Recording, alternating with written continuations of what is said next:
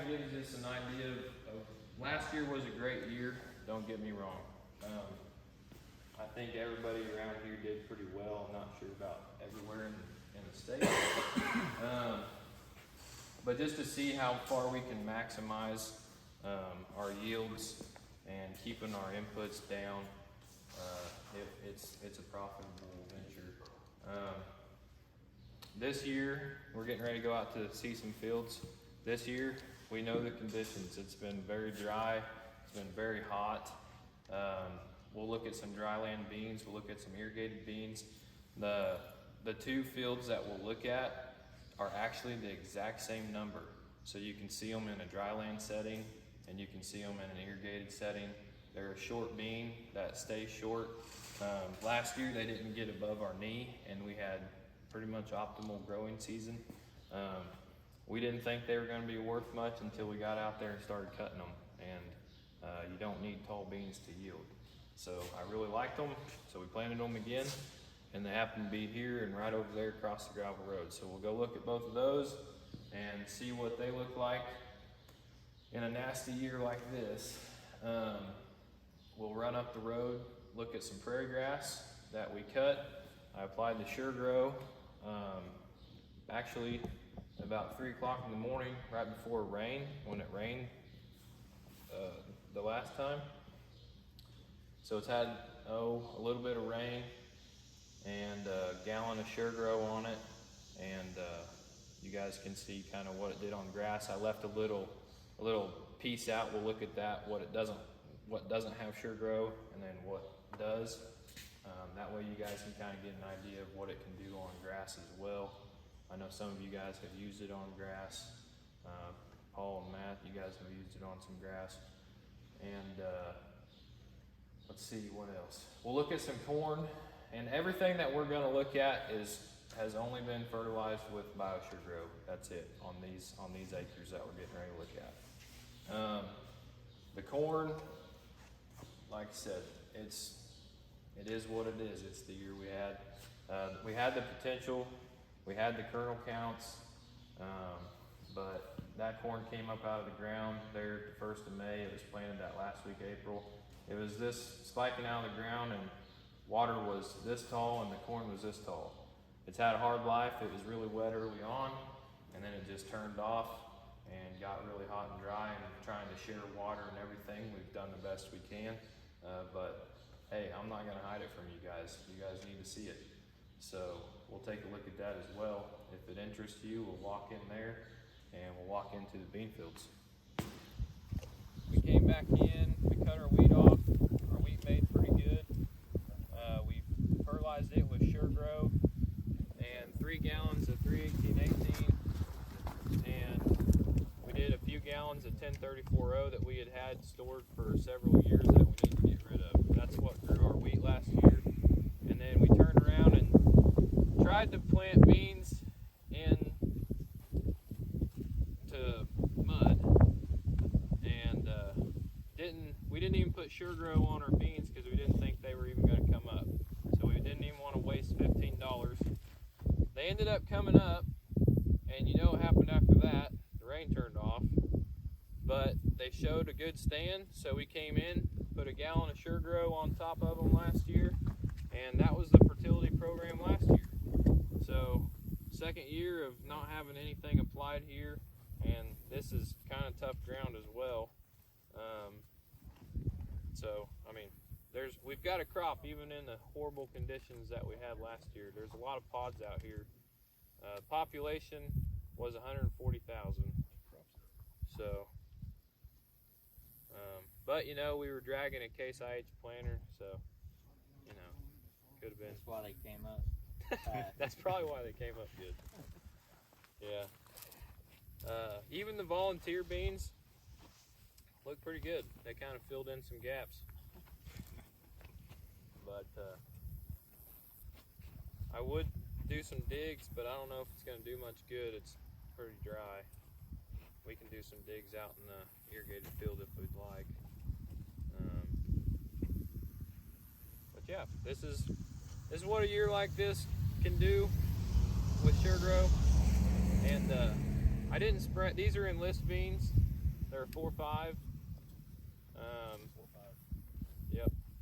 If you and later after all this, if you guys have any questions on varieties and that sort of thing, I don't really want to push any seed today. It's not what today's about. So, let's see. Did this have the not plus B in it? No, this did have this. So it should have plus B in it. Okay. But I don't think we had the plus M yet. These were some of the first dryland beans we planted. Okay. And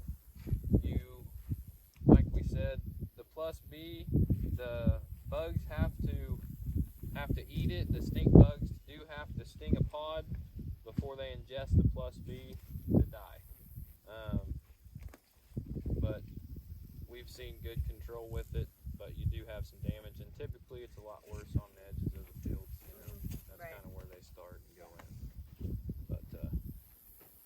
But yes, I don't believe this had the plus M, but it did have the plus B on it.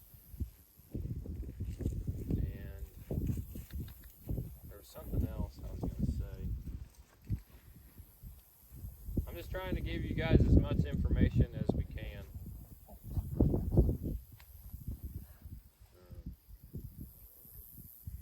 Anyways,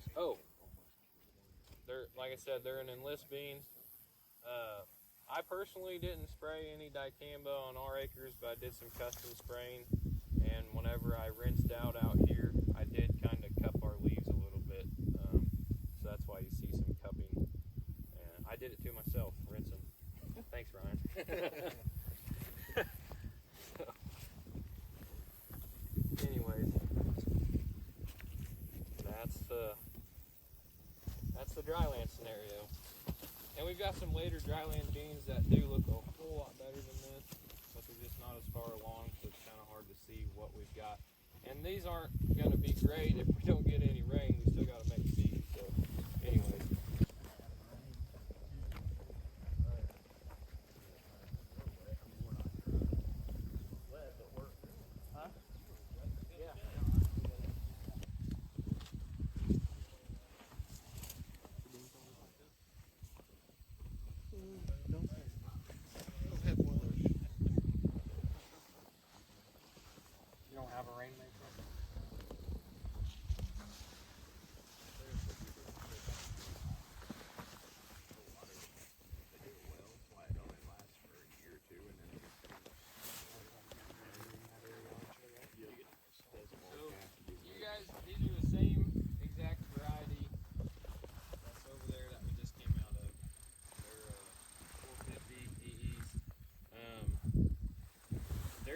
You guys can walk through we had a lot of water early. There's some low spots and that are hurting. We just happened to pull up here in a pretty nice looking area. Same treatment, gallon of SureGrow. This did have the plus M and plus B and the micro pack in furrow. So this had the B, this had the M, this had the micro pack. So you guys can see what you think of that. Let's see. Yeah, that's it. It was planted with a different planter. That's about the only difference.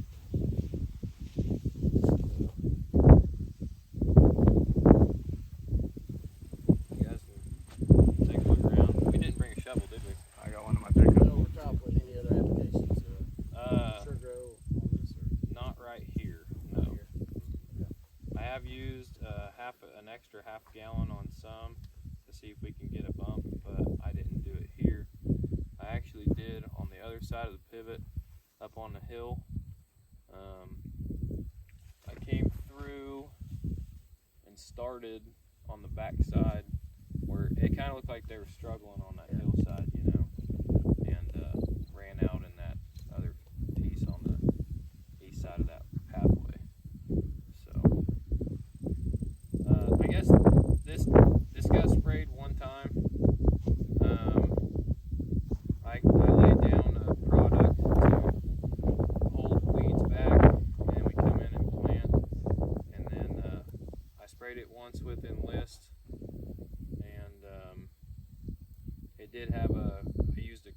Sure Grow, but that's the same way on that over there. I forgot to tell you guys that. It did get a quart of Sure Grow with the herbicide application. So a gallon and a quart. Gallon and a quarter. Did you cut your enlist application on that, or? I did not. Yep. I did the initial burn down. I cut it back on this field. I cut it back 25%. I used 75% rate. On that ground over there, I used a different product. It's called Salvo, and it's a 2,4-D, but it works really good in cold temperatures. And so I used it up there, and then we ran out, and then it was on back order and couldn't get any more in. That's our best burn down for early.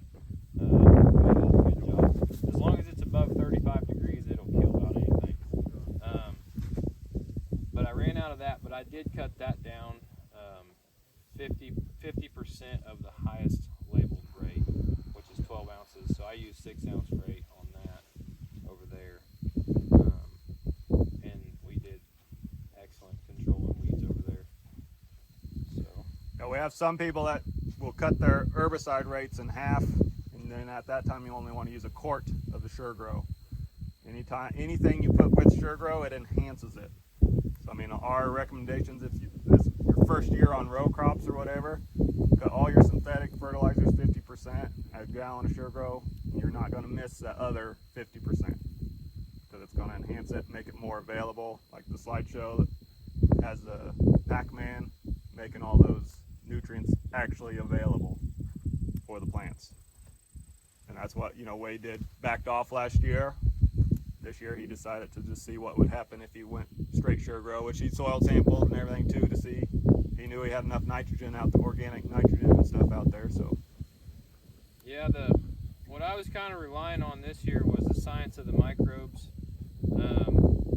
Honestly, if I showed you guys my soil test, which I would be willing to do that in meeting or whatever, if somebody wanted to see them, it looks pretty poor. I'll just be totally honest with you. Looks pretty depleted, but we have good organic matter. And so last year we had some fields grow a little over half, like some of them were 0.6 of a point of organic matter increase, and that's just due to the root growth, really. But the Sure Grow, one of the carriers in it is humus, so you are putting humus into your soil. I really noticed it this year, especially on second year of Sure Grow on some of that ground.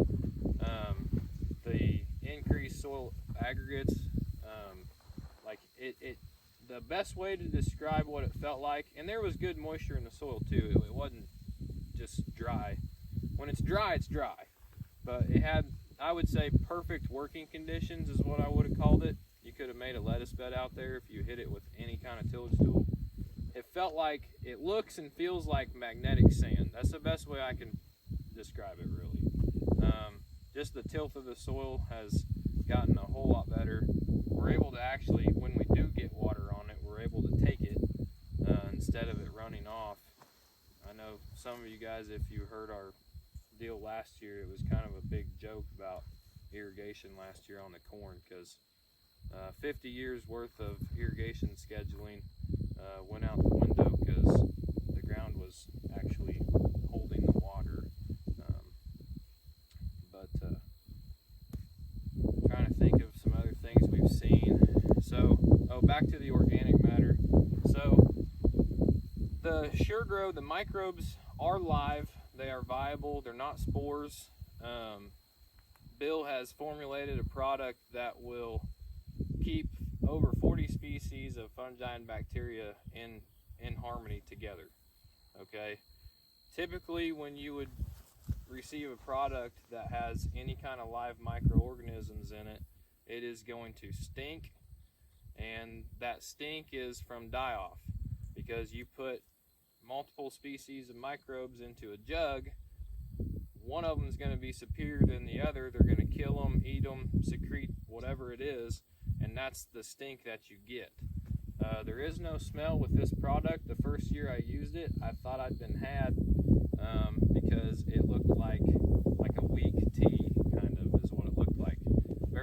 sugary. I tasted it, didn't have a taste.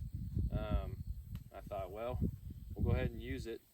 But I made the mistake of putting sugar in it, because I used to put sugar in everything we did. It always had a pound of sugar to the acre.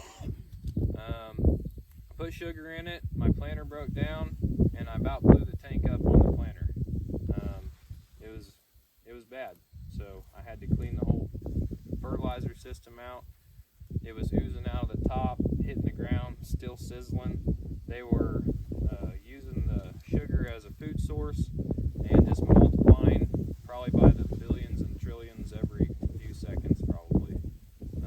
So if you use this product, I know I've told some of you guys, do not put sugar with it. If you do, it needs to go on immediately. I would not leave it in the tank 12 hours. I don't know if I'd do it for a few hours. What do you have to say about that, Willie? I wouldn't do it at all, but if you did it, I would definitely get it out right away. Yeah. Or you'll be too limited. Yep. Yep. So, and then you're dealing with the smell too, 'cause it doesn't smell pretty. Trying to think what else.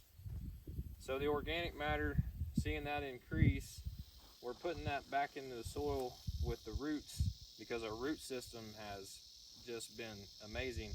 You can dig down and dig between two 30-inch rows and hook like little ropes, and you can dig those up and they'll be nodulated all the way out. Last year, soil or tissue tests on the soybeans, we were running like 6% nitrogen in the leaf, which is insane. I've never seen that. You're an agronomist. What do you typically see on a nitrogen level in a soybean plant? 5%, 4%? 4 or 5. Yeah. So yeah, nitrogen, that used to be what we would think was our limiting factor on top end soybean yields. It seemed like we would hit 70 and 75 and limit out, and could never figure out what the heck was going on. Well, they say a standard soybean plant on a typical nutritional program, it'll fixate enough nitrogen for about 60 bushel, is what I've always heard. I don't know, is that about what you hear? So now we're able to get extra nitrogen in the plant because we're using the bacteria, the rhizobia, with the soybean roots, and there's a whole lot more nodulation. If we go get a shovel, which we probably should, I know the ground's kind of dry right now, just to take a look at the nodulation on the roots, and you guys can kind of compare that to other fields that you may have without it. But the microbes will mineralize your organic matter, make it available. And another thing, it's not a popular subject probably, but last year we were doing digs and we realized that our roots are going way past the top 6 inches of our root, which is where we test, and we fertilize accordingly, right? Well, I wanted to know what's in that next 6-inch layer. So we took a sample, and our organic matter varies anywhere from 3 to 3.6% right now. I wanted to know what's in that next 6-inch layer, and how are we utilizing that. So we got the tests back, and we had almost a 2% organic matter in that next 6-inch layer, and we had about 75 pounds of available potassium in that next layer as well. But like I say, we're replenishing our organic matter, and that we grew up to 0.6% of organic matter with a full tillage program. Last year everything was tilled 6 inches deep with a Kinsey mock till high-speed disc.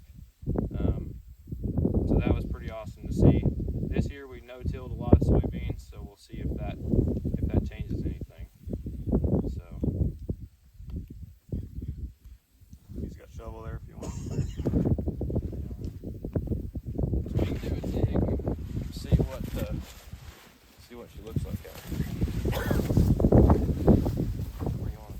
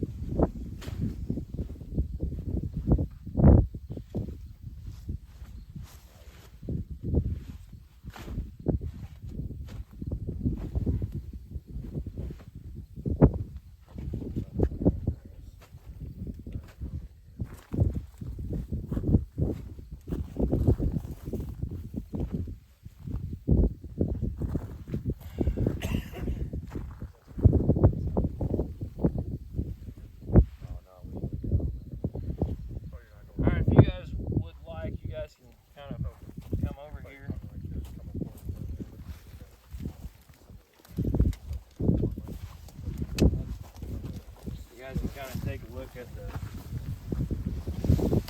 the root growth in here. We got all these little hair roots. This is kind of what I was talking about these radical roots that run through the ground. This one here's got 8 nodules on it. You can take a knife or a fingernail. You can cut that dude in half, and if she's pink, the factory's on and she's running. So that's producing nitrogen as we speak. I think I might have cut that. But anyways, there's some soybean roots there. There's a lot of roots in the soil. If you guys want to look in the hole, but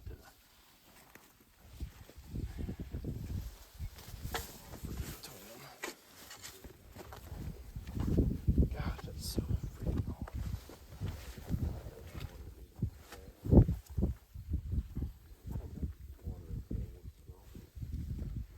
Just reaching down in between the rows, probably right smack dab in the middle.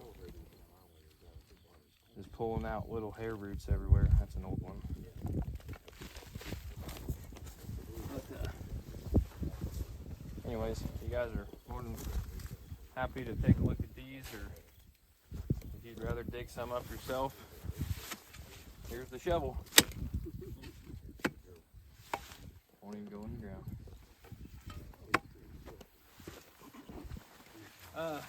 We do, whenever these beans were blooming, when they were in full bloom, we did lay off the water.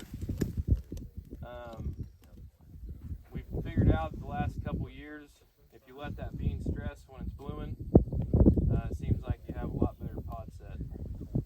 So we see the first few pods start, then we come back in with water. But we have had to share the water quite a bit, so we haven't got these watered like we normally would, but it's done a lot better than dryland situation. These look a whole lot better than those. So, Hey, about how much water do you think you'll put on these? we've run 2 full circles. Okay.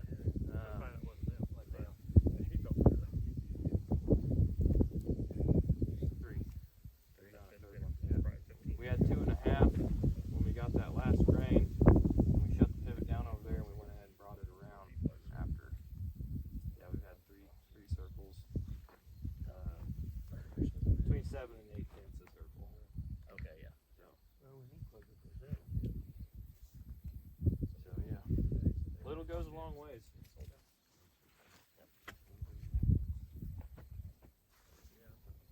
What's up, Sam? You found us. So, any questions or anything before we head back in? John, you got any questions? You're a good out of the box thinker. All right, well, I guess we'll head back into the shop and prepare for some lunch. You want Oh yeah, in the we're gonna go prairie? into corn. Does anyone want to look at the prairie grass real quick too, or? Oh yeah, in the prairie. I got all excited about the beans. Yeah, you're just worried about Forgot about the everything. food. So Concentrate on grass. If you'll mow them, I'll bale them. Yeah. Better get on it. Get the mower running. Let me keep looking around. If we don't get any more rain on the dryland stuff, maybe we can work a deal. Well, I don't want that junk over there. I want You guys feel free to walk into that corn right there. That's a dryland corner. If you guys want to see it, enter at your own risk. But 100% sure grow as well. And I thought we were safe, and then it ended up they had cameras on us the whole time. Yeah. That's kind of sneaky. So yeah, I did the gallon of Sure Grow, no micro pack, just the Sure Grow, and foliar disc grass right ahead of a rain.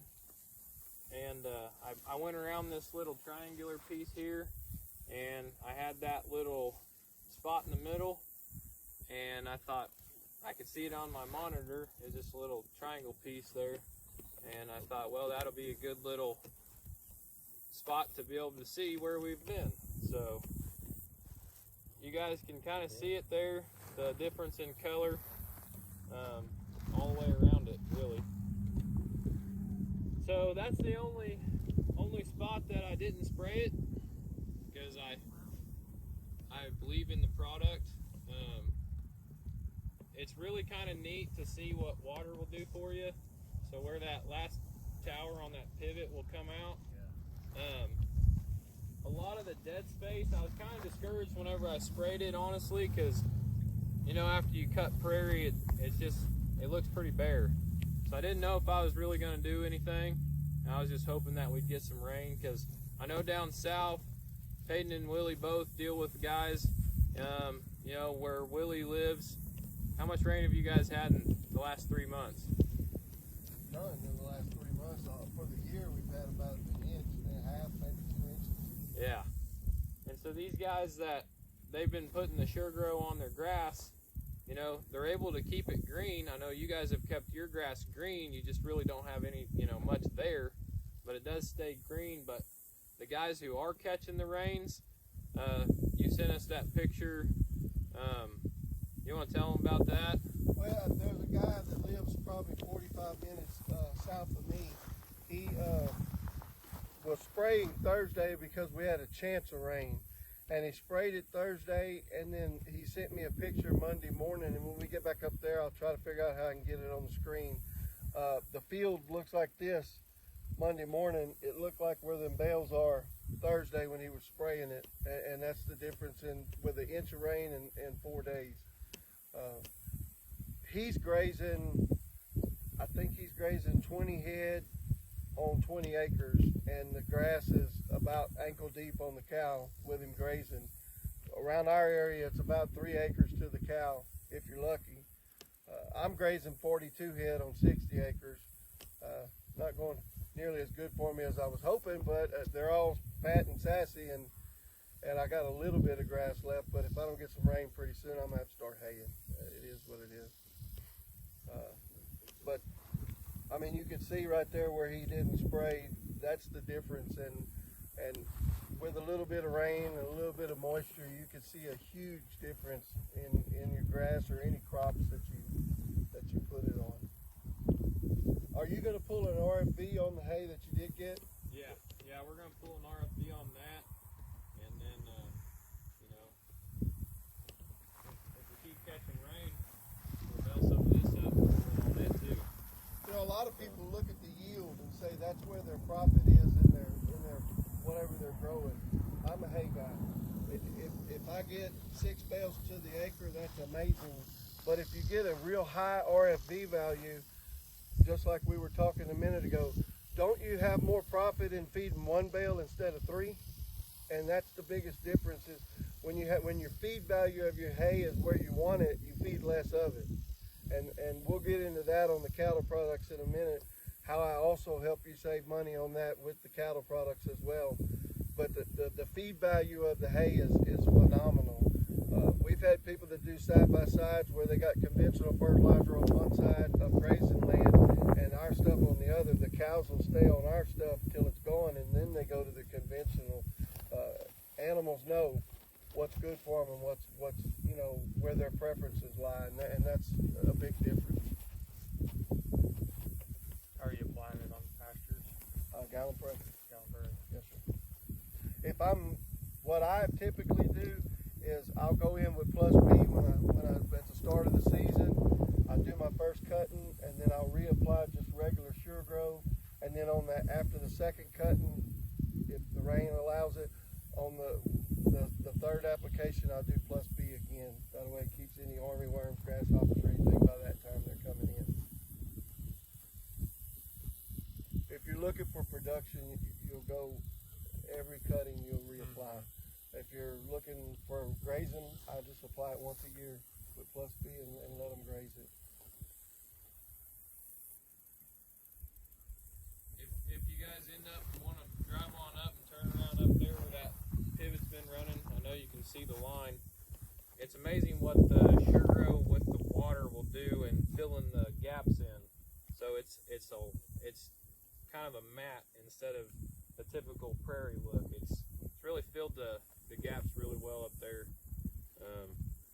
But I just wanted you guys to see that. Most of you guys here all have livestock, and it's our first time doing it on grass. So kind of neat when you can have a physical difference like that. It's a good feeling. So.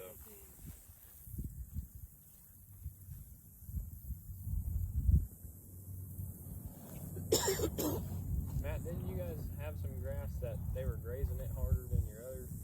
Yeah, we put your product on 100 probably, what did we put it on, 80 acre? And we ran 108 steers weighing 7 all summer on it. No kidding. Yeah. Do what? We gathered 50 of them this morning. Really? Yeah. We weighed something. Fescue primarily, or? Yeah, there's a 40 that's prairie with fescue creeping in. But you can tell the difference when you come out of. I done one field, I just went. There's a pipe in the fence row, and I went to the pipe and just cut it off one end. When I drove out of it, one day I wasn't even paying attention. I drove out of that hay field and looked. I thought, wonder why that's so different between. And then I went, oh, that's where that pipe's at. And you can physically tell the difference from here to that hay bale down there, in the grass. And they were grazing more where we put the microbes. They were. I don't know why, but I guess they liked it better. More nutrients in it. That's what they see, especially I know a lot of guys that run it on alfalfa, their feed value goes through the roof with the It definitely made a difference on ours. That was just a fescue spot one. Done a little test. Then we done some of the liquid lime too. Yep. When was this sprayed? I knew somebody was going to ask me that. I can't give you a definite answer. Does any of you guys around here remember the first or that second rain we got? What day was that on? We had like an inch. What did you get out of that, Wes? An inch and 2/10? I was in Colorado, so that'd have been 2 weeks ago. Yeah, Yesterday. that'd be about right. Right. 2 weeks ago. Yeah. Thursday morning. Yeah, that'd be about right. Has anybody tried the B plus on the squash books? I run the same company, just seeing how it goes. Yeah, I've used it. And I usually just go kind of maybe if you got a weaker plant or something. But I just talked to a guy in Oklahoma last week, I think, and said he has 0 squash bugs in his garden this year, and he knows he had them last year bad. So yeah, we're seeing results even on squash bugs. Also, the thing to look at on the Plus B is because it's a microbe and because they ingest it and the microbe eats them from the inside out, there's no tolerance they can build up. I know you guys know if you're using any kind of pesticide, sooner or later they're going to build up a tolerance to it, and you're still going to have problems. You got to switch products or whatever.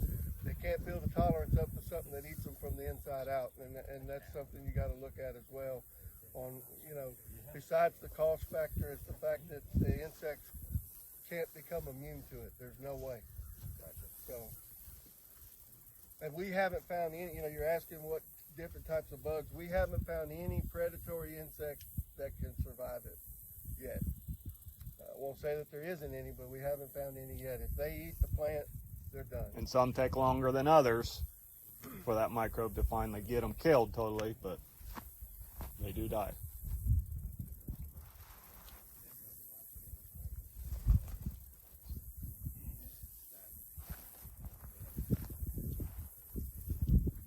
Yeah, last year it was neat. For this area, the army worms is a bad deal. Last year when I had both situations, guys. I had acres without the Plus B, and I had acres with the Plus B, and they were actually right across the road from each other. And I understand army worms will come in and they may only be in this part of your field at first, but we had them both places, okay? And I about lost couple fields to them that didn't have the plus B. But as we went into the field, when I caught them, they were just little bitty.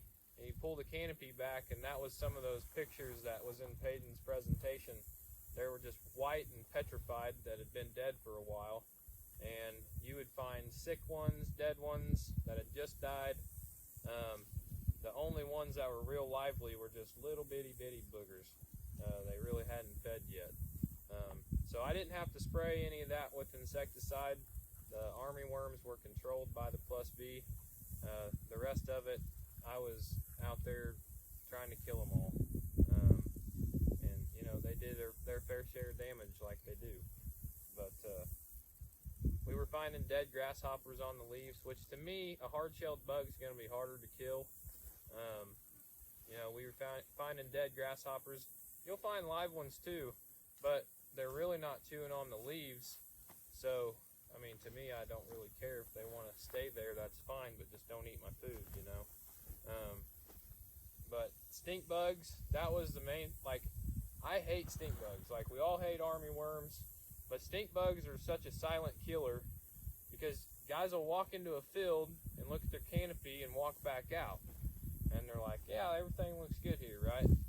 Well, pull them the plant, you know, the canopy apart, and you, even from the top looking down, everything looks great, but those stink bugs are stinging your pods and sucking the juice out, and everywhere they do that, you lose at least a bean, maybe the whole pod. And we've had years where that's been detrimental in some of our fields. So I love that they kill them stink bugs, and you'll find them, they'll just be a hollow shell. So that's a big deal. Even just stinging that pod and sucking the juice out, that's enough of that plus B to kill them. So Tell them what you just found this week down at your granddad's, like last night. The spider mites. So we ran out of plus B down there somewhere. Weston did all the planting, and you know, when you're going hard, you're going hard. And we were selling product and robbing from our own plus B bottle and everything, and we ended up running short on it, and nobody really knows where, but we found where last night. We were up there on a field, walked in, and everything was looking great. The bugs were dying. We were finding dead bugs under the canopy. A few pod worms, but not bad. They were little, and what ones we found were sick, moving really slow. And last night I get a phone call from my granddad. He was out there, and he must be the luckiest guy I know, but he walked right into a place on north, a couple hundred yards, and he said, "You got terrible worms down here." And I was like, "Man, I was just there," but I didn't tell him. And so we fly down there right before dark, and I'll be danged, pod worms just killing us. I mean, almost every pod on some plants, just eating holes in them. And well, I called Weston. I said, "Is there any way that we ran out of plus B down here?" And he said, "Yeah, we did, but I can't remember where." And I said, "Well, I think we found the line." So it's now we gotta make an application. It's good insurance for sure. For $3 an acre, you can't hardly buy insecticide for that. And then you've got your application, you know, to whether you own your own sprayer or not, it still costs you more than that. So anyways, but yeah, that's a very, very sad deal when you think you're protected and you're not protected. But it happens. Anything else you can think of? Ryan said it's a lot more impressive if you want to go look over the edge into what's not sprayed. Lot thinner. I mean, flesh shorter and not as green, but it stains not thick. You can just tell the difference.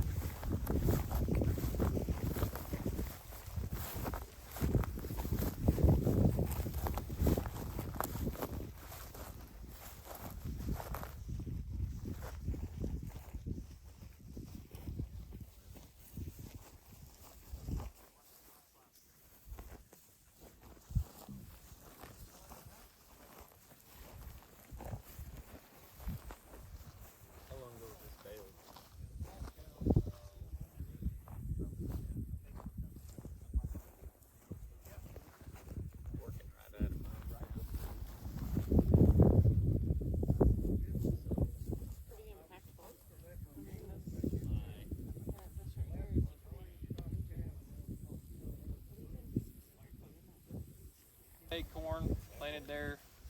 I believe it was April 28th. It was either the 25th or the 28th. I'd have to go back and look at my planting dates, but right there. You know, I don't need to give you the hard luck story. We all know how the year went. It sat underwater. It seemed like for a month all I wanted to do every time I woke up and walked out the door is go disc it up. I mean, it was that bad. I told Eric that probably 100 times.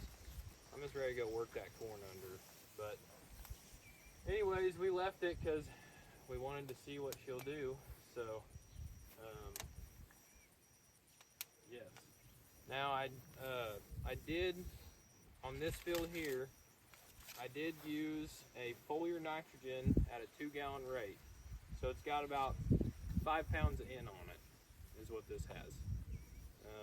And that's it. No P and K, no other N. So 5 pounds. I don't think it really did anything, but we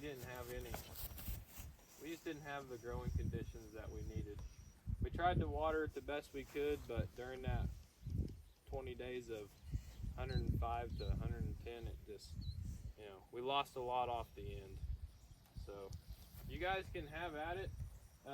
Walk as far as you want, as much as you want.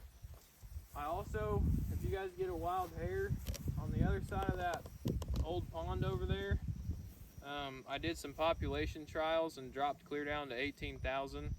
Where I did that, I've got really nice ears of corn. You know, dropping the pop was definitely the way to go. As hot as it was, probably let air move. Just probably let that plant perspire a little better. Not competing for moisture either. So, anyways, that's up there, but we're right here. The grass is pretty bad on the headland. This was, I'm telling you, I wish I had pictures of every week. This corn was horrible, but grass is terrible on the headland, but you'll kind of get out of it. So you guys walk this as much as you want, and they're hauling food to the shop, and after you guys get out of here, you guys can just make your way to the shop.